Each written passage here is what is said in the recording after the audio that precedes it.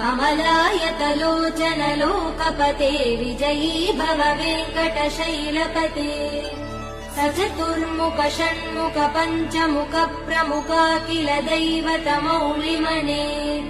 शरणागत वत्सल सारनिधे परिपालय मां वृषशैलपते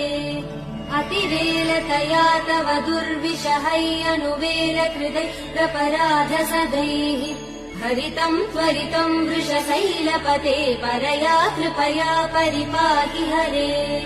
अधिवेङ्कटशैलमुदारमते जनताभिमतादिकदानरतात् परदेवदया गदितान् निगमै कमलादयितान् परं कलये